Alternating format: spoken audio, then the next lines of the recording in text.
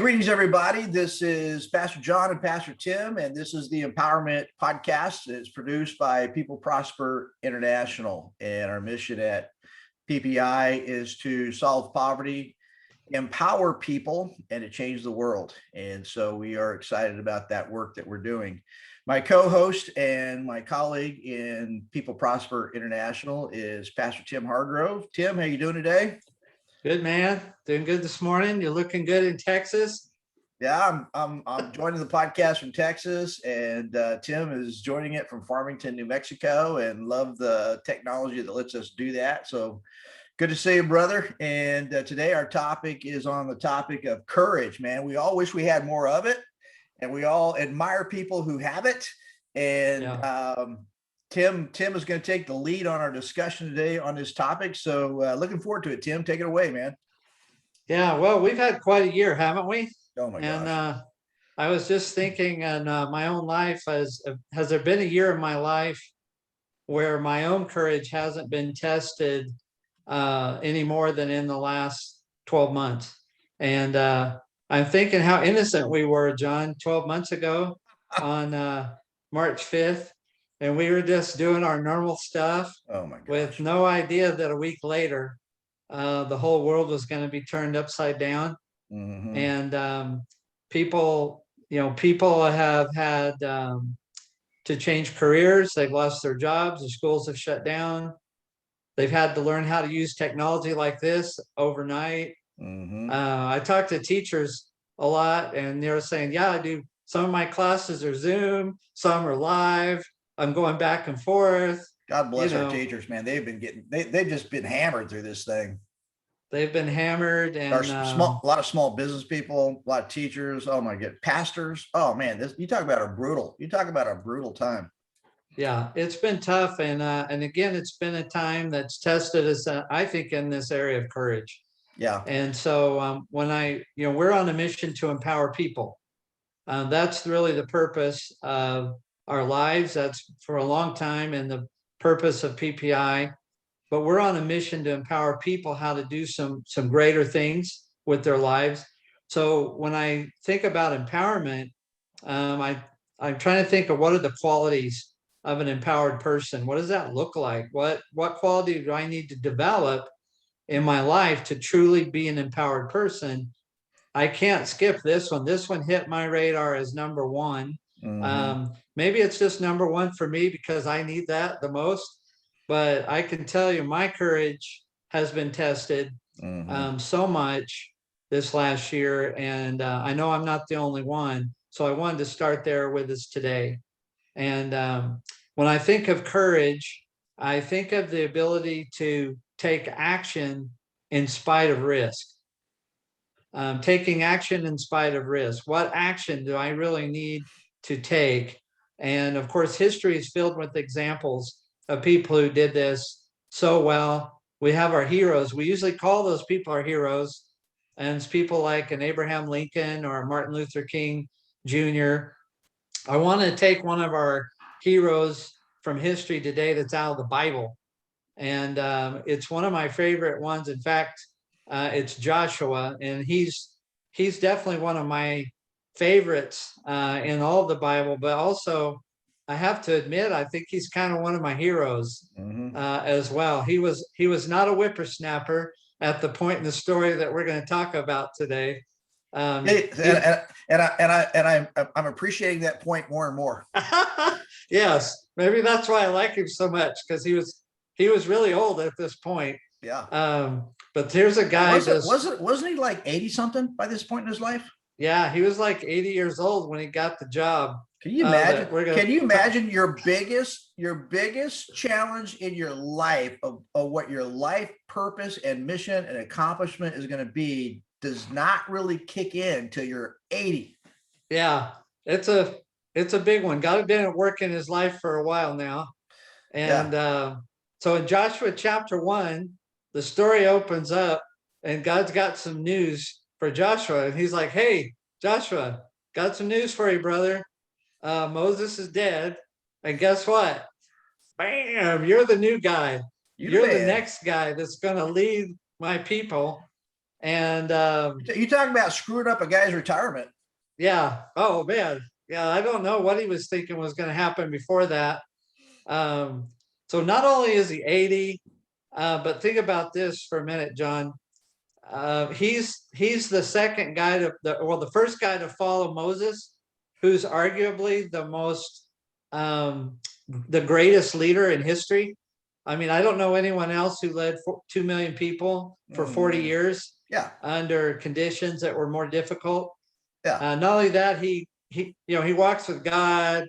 God writes the 10 commandments on a tablet and hands them to him. Yeah. God uses him to write the first 5 books of the Bible. Yeah. And so that's the guy that Joshua has to follow.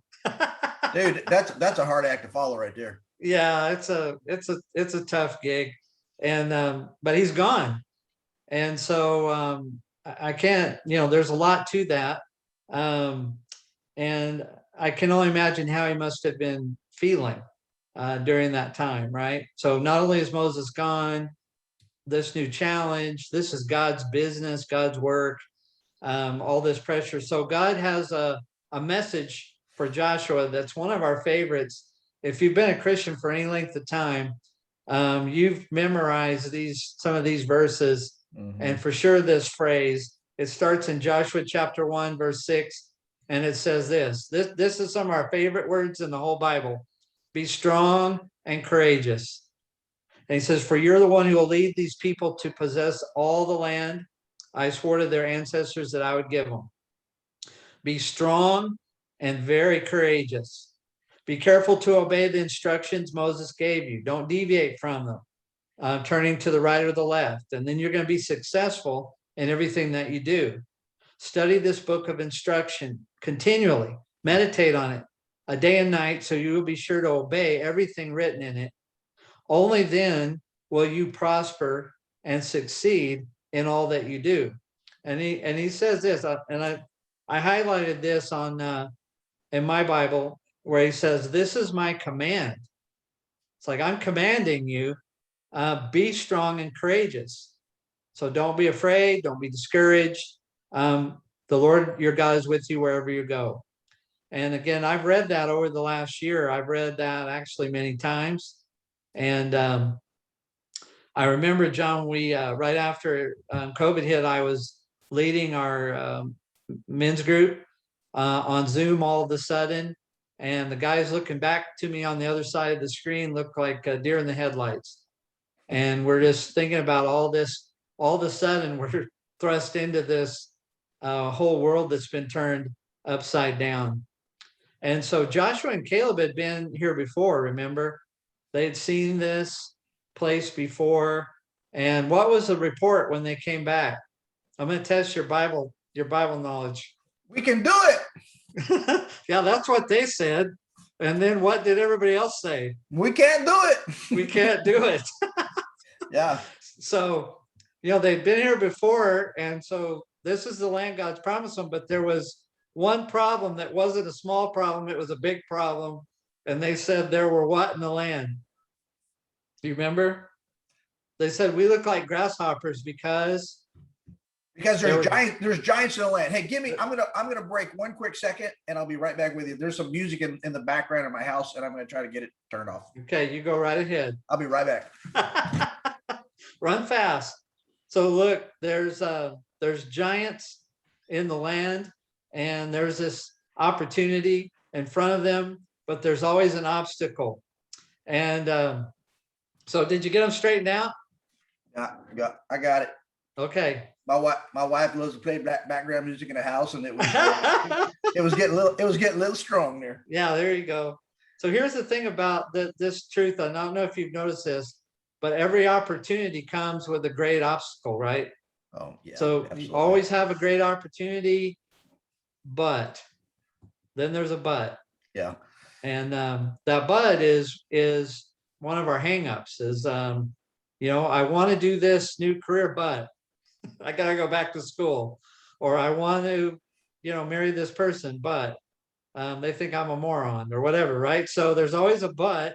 Yeah. That we have to get past. I heard one pastor talking about that. He said, I'm tired of your stinking butts. Yeah. That's how that works. Always an obstacle. So why do you think God goes such a strong emphasis with Joshua on this one statement, be strong and courageous? Yeah, he said it 3 times, right? And Yeah, and he said it's not a suggestion, it's a command. I'm not giving you the option. You have to do this. And here's what's interesting: if God commands you to do something, you have the ability to do it. You know, I think sometimes we look at certain people and say, "Well, oh, they could do it, but not me." right. Well, here's the deal: God will never command you to do something you can't do. So it was within his ability to choose it. And he said it Yeah, 3 times. Usually, Bible scholars say usually when something's repeated 3 times in the Bible, it's for emphasis to just like right, this is right. this is important. It's extremely important. And I think the reason why it was such a big deal is because God knew of all the things you need, Joshua, you need this number one. This is number one now. What you got to do. So Yeah, the courage thing that Winston Churchill said, that courage is the quality that ensures all other human qualities. And it's almost like God was saying, if you don't start with courage, yeah. nothing's going to happen. Well, I don't think you can separate. When I think about what faith is not just a belief, it's belief plus risk Mhm. plus action. Sure. I can't separate the word faith from courage. And so sometimes I think we do use those words interchangeably, and rightfully so. And Sure. so Joshua is in this place, and I want to give 4 principles about courage that I think are truths for us to land on. So again, God commands it. We do sometimes view courage as being optional, but I don't think it's not optional if it's something God's asked you to do. If it's something God's commanded you to do from His Word, and you say, "Well, I would do that, but it's scary." Well, I don't think God's changing His mind anytime soon on that. I think He's saying, "Look, no, this is what I'm asking you to do," and I'm going to give you guys 4 principles today for all of our listeners that I think these are 4 principles that really resonate with me personally. And what does it mean to be a person who's empowered by courage? And the number 1 principle is this: courage begins with an inward battle. It begins with an inward battle. John, you have some great insight on this inward battle that I think I want you to share today. Yeah, I don't know how great it is, but it's it's It's it's great to how me. it's how I see it, and it speaks to me. And that is this. When a lot of people talk about courage, they say that courage is the ability to act in the face of fear. And I'm not sure that fear is really the big thing that keeps people from courage. I think what keeps us from acting courageously more often than not is comfort. I think we get into a place in our life where we're comfortable with where we're living, how we're living, the relationships that we have, the level of achievement that we've got. We've got our routines down. It's predictable. It feels fairly safe. And to do much else is going to cause us to break that comfort. And so, yeah, I just, and here's the weird thing. I think that a lot of times when we get stuck in a place where we're comfortable, but God is calling us to something greater, even in that comfort, we have certain miseries.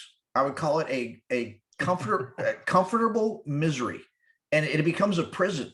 Um, I think we've all seen at least snippets of the TV show My 600-Pound Life, and it shows these people that are amazingly obese, and they're trapped in a 600-pound plus body. They're trapped in a home they can't get out of, and you wonder what in the world is going on there. And they have found a comfort in food. There's also tremendous misery there. Right. And you're wondering how does it work in the human mind where you allow yourself to become trapped? And so here's my thesis. My thesis is in some way we are all that 600-pound person. Oh, absolutely. That we tend to have our prison. It's comfortable, but it's miserable. And so like Joshua he was still in the wilderness, and God was saying, I want you to cross the Jordan River and take the people into the promised land to conquer it. Well, living out there in the wilderness, there were some miseries involved in that, but they had become used to their routines, and it was really comfortable for them. Yeah. And Very so, comfortable. so what I'll be challenged, you and me and the people who are listening to us to think about is, what is your place of comfort and misery, but it's your misery and you're comfortable with it, that you're not willing yet to leave that and cross the river of risk Yeah. to the greater thing God's calling you to. Well, so the battle is waged on the inside first. And I know Always. Yeah. I think something happened to me over the last year that I think's happened to many people, and that is that COVID took us out of our comfort zone. Mm-hmm. And in taking us out of our comfort zone, it's forced us to have to reevaluate our priorities in our life. And I know people who are saying, you know what? I'm not living in downtown Los Angeles anymore. I'm going to go live where my family lives, and I'm going to do my work like this online, or I'm just going to I'm not doing that anymore. I'm not doing this thing that I hate anymore. It reordered a lot of our priorities, so a lot of our thinking. Yeah. In my own family, we've said, hey, what is it that we really want to do? What's God put on our heart to do that? We were saying someday we're going to do blank. Well, someday that time frame got moved up pretty dramatically. Yeah. I remember telling you, John, someday I'm going to come work with you, at PPI, and I'm going to go do some more missions work. And I'm thinking like when I'm, 65 or at least in my 60s. And here I am, 29, and I'm you look great for 29 too. I gotta tell you. So, but anyway, this year, for many people that I've spoken with over the last year, this circumstance we're in has reordered our priorities by taking us out of our comfort zone. Maybe that's a good thing. And maybe that result is something God can use for good in our life if we have courage. Yeah. All right. Point number 2 is this. Principle number 2 is that courage is about making things right. It's about making things right. It's not just about change. It's not just about doing something that scares us. It needs to be about doing something that matters. Martin Luther King Jr. said this: the ultimate measure of a man is not where he stands in moments of comfort and convenience, but where he stands at the times of challenge and controversy. I know that you've done a lot of research on Martin Luther King Jr., and plus you've seen people doing very courageous things in ministry or in education or business around the world. Is there something that stands out to you about this principle of courage is about making things right? Ooh, man, that's a big topic. We could do several podcasts just on that topic. Okay, so yeah, absolutely agree. So here's what I think. Most people are not. I think most people are not willing and are afraid to ask and honestly answer the question of what do I really want, really. And it's got to be above, oh, I want more money, or I want to be famous, or I want to be respected by a certain group of people. Those are all shallow. Those are shallow. We've got to dig deeper. We've got to say, what do I really want? And if you're a believer, the Bible says that God is at work in you both to will and to do his good pleasure. And if you're a believer, the more you walk with Christ, the more when you dig deep and you ask that question, what do I really want to do with my life? What do I really want in life? You're going to come up with deeper answers. And they're usually going to be about something that is wrong, something that is unrighteous, something that is an injustice in the world, something that needs to be changed. And so, yeah. And once you latch onto that, it's above yourself. That's called transcendent. Something is transcendent. What it is for others, it is bigger than you, it is beyond your life, and the consequences last forever. That's transcendent. So if you dig deep enough, you will start seeing these are the transcendent things that I want. And I think once those things take root in your spirit, I think they can become compelling, and I think God can make them compelling Yeah. to where you say, I'm willing to start stepping beyond my comfort zone, and I'm ready now to start crossing a river of risk. And if I believe God's in it, it's not just a river of risk; it's the river of faith I'm going to be crossing here. Yeah. So that sense of purpose or cause or calling or whatever we might want to, what label we put on it, that becomes a key factor in whether or not courage is even needed in Yeah, our life. let me give an example. I was doing some executive coaching with a guy in business, and when he kind of identified what is that thing that I really feel compelled that I'm supposed to be achieving with my life. I mean, he loves business, he wants to make good money, he wants to support his family well, all that kind of stuff. But his higher transcendent purpose, as he said, I want to have a transformational process in the lives of young adults. And I want to use business, the people who work with me in my businesses, I'm using that as my vehicle to have that transformational impact in their lives, what we're going to teach them, what we're going to coach them in, what we're going to model in them. Because I've had people that's done transformational things in my life. I'm going to do that for young adults. That's transcendent, man. And because of that, he was saying, and the old place where I was working did not give me full freedom to do that. Right. So I'm moving into new business opportunities where my hands are untied. I can do it however I want. Yeah. What a great thing. And yeah, and I've watched that journey unfold in this man's life, and it's powerful, and I have such respect. Boy, you talk about risk, right? Yeah. This causes people to make choices that bring up, those choices cause a lot of discomfort.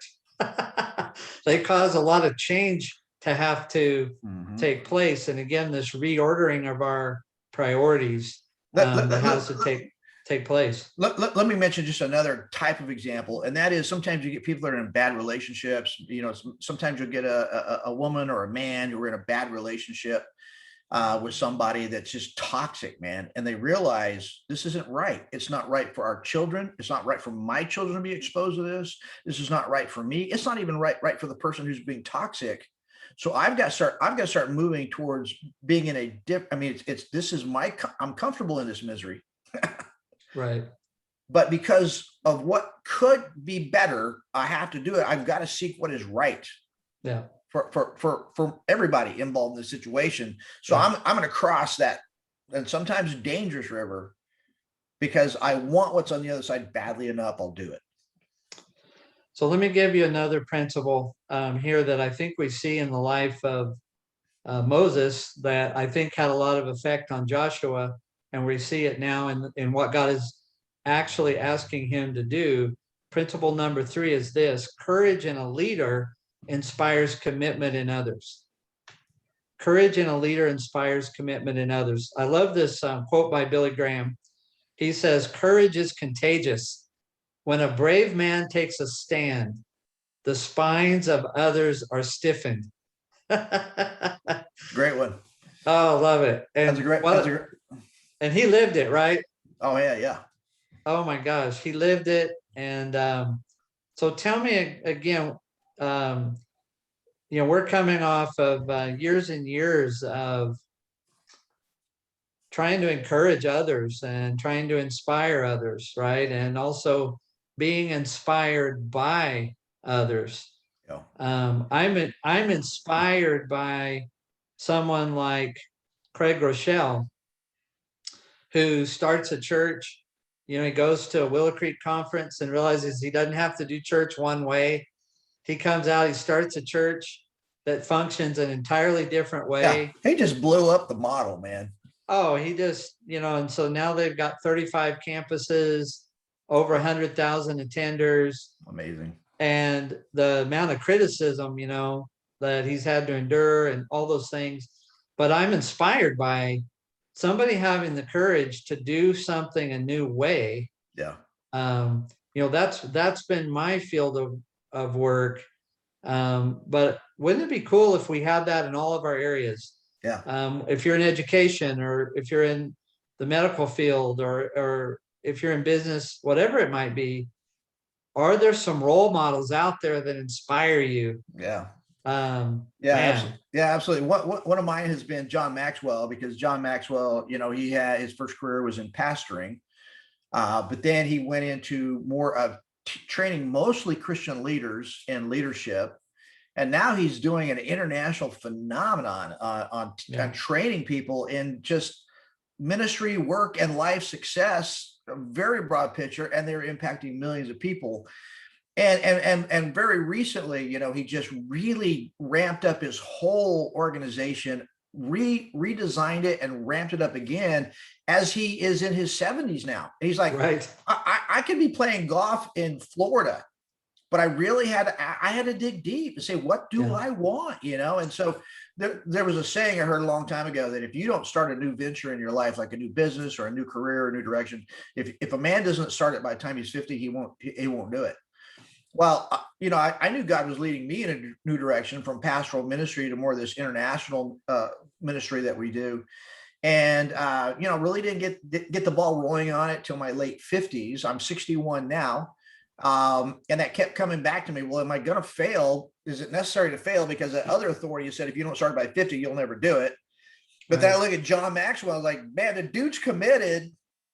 The dude's got courage, man. And that's been a big encouragement to me. Like, age is nothing. Age is nothing. If you're a Christian, it's God's calling. What does God want me to do?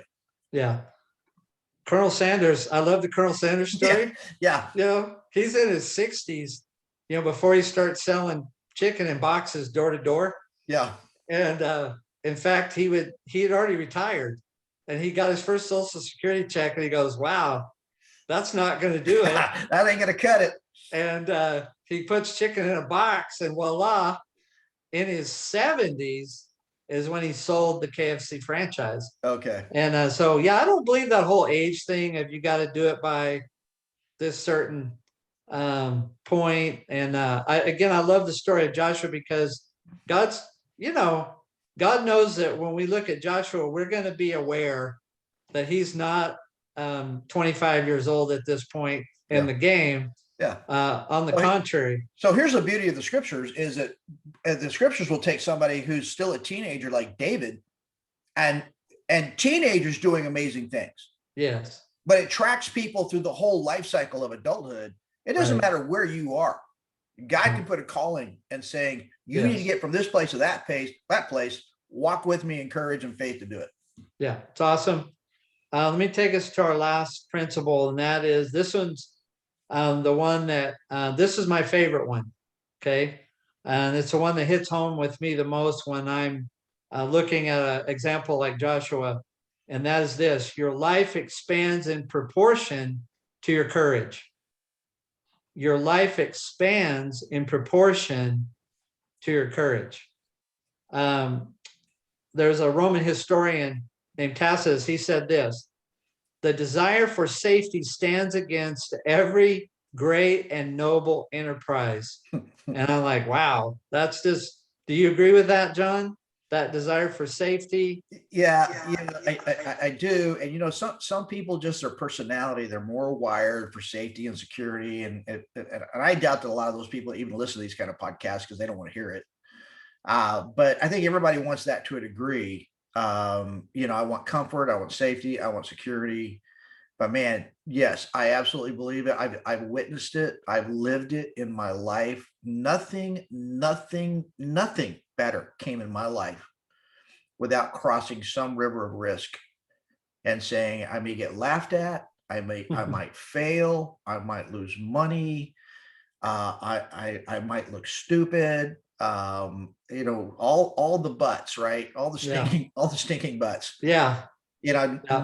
No significant good thing has happened in my life without expanding courage. That expanded my life.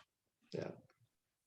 This is where I've been living for a while now. I think I'm living there right now. You are you are living there, man. You have stepped out, and one of the biggest. But it's not the first time. I mean, you've had multiple times in your life where you've taken the big step.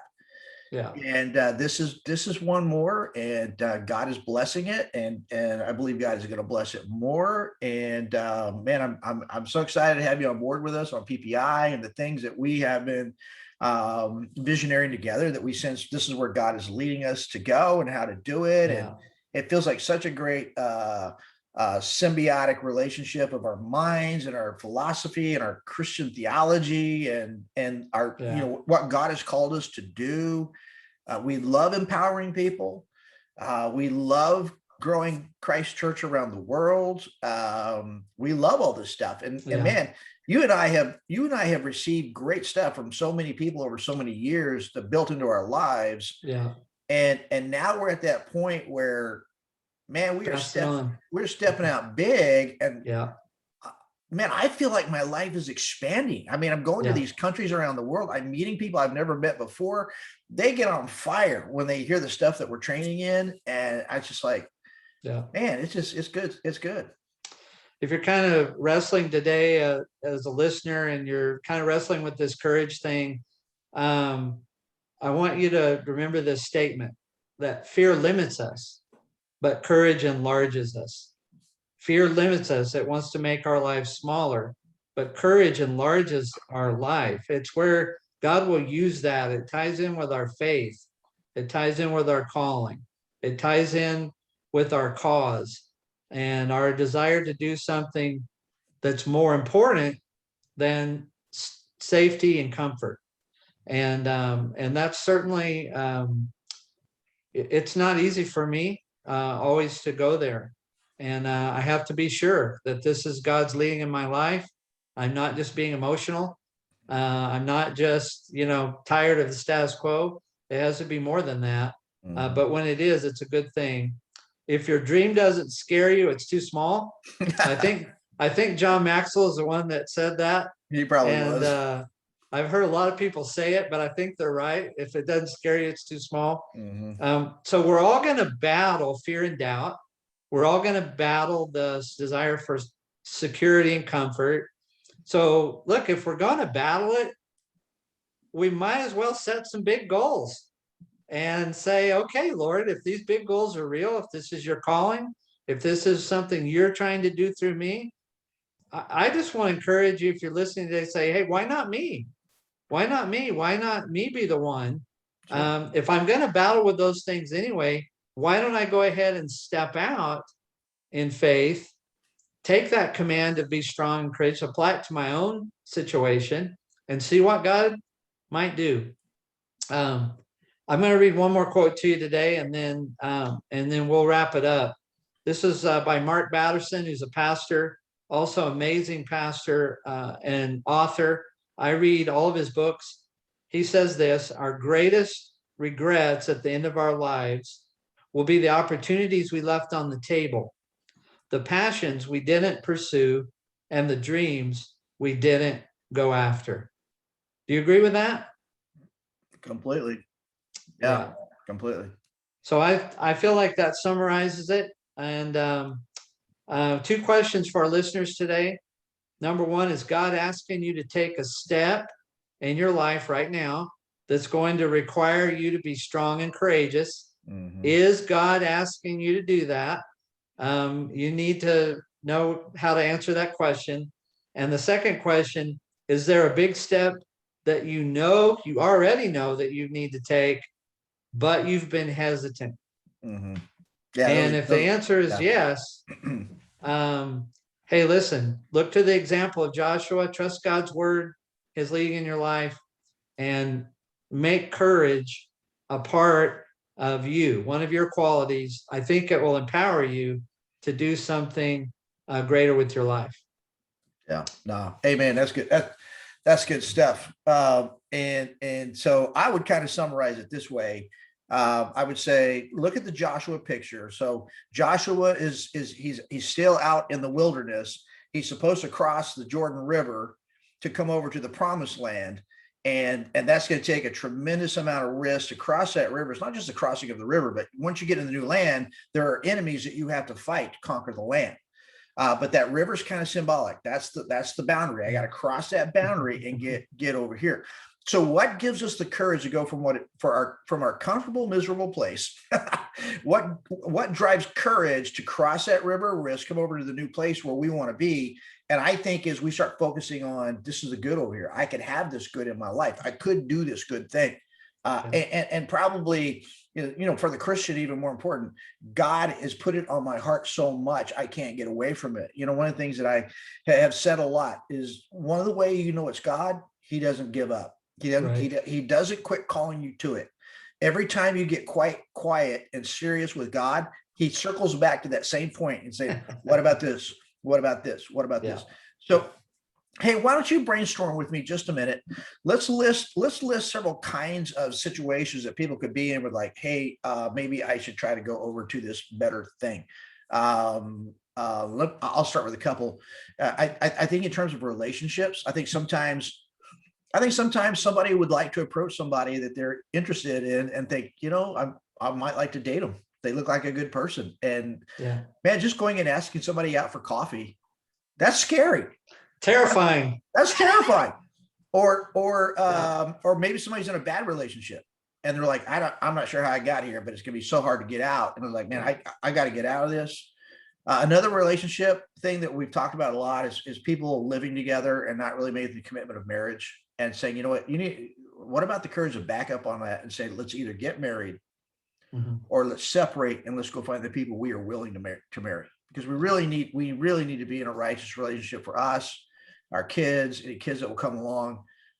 So that's several. Those are several. Or sometimes you get a toxic person in your life, and they can be at work, they can be in family, they can be in friendships, and you're just like, I gotta cut loose of this, and it's gonna be ugly. Doing it's gonna be ugly, but I know I got to do it.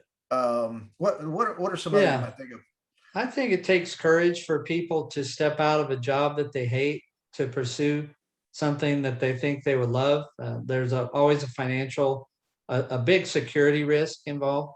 Yep. I think it takes courage for people to go back to school. I think it takes courage for people to go see a counselor when they know that, hey, maybe they need to get healthy before they can get strong and courageous. And part of getting healthy means, okay, it's time now. I've been putting it off. It's time for me to go at least have a mentor, possibly a counselor, maybe both. I still have the privilege of gathering a group of guys every week and listening to some great teaching and then talking it out with them. And John, I'm telling you, it's one of the most powerful environments in the whole world. When you sit down with another group of people that want growth and change in their life, if you'll just show up and do it, within a few weeks, guys will come in looking like deer in the headlights. And then a few weeks, they're talking and engaging. And I'm like, did you get something out of it today? And they're like, oh my gosh, it was great. And so that's what drives us to keep doing those ministries. And maybe it is a ministry thing. Like, God wants you to lead something like that helps other people, but you really feel that insecurity about it. I would encourage people, hey, just try it. Just take the step, take one step in the right direction. Then you take one more. And one day you look back and you'll realize how far you've traveled. Yeah. Those are all really good examples. Well, Tim, thanks for leading us through that topic today. Man, I think it's timely. I need reminders on it. I think everybody needs encouragement and direction on it. So thanks for the great teaching from Joshua's life and the different things that you've learned over time. So all right, well, we're gonna wrap it up here. This has been the Empowerment Podcast with Pastors John and Tim. It's a production of People Prosper International. And if you'd like to know more about our organization, you can check us out online at peopleprosper.org.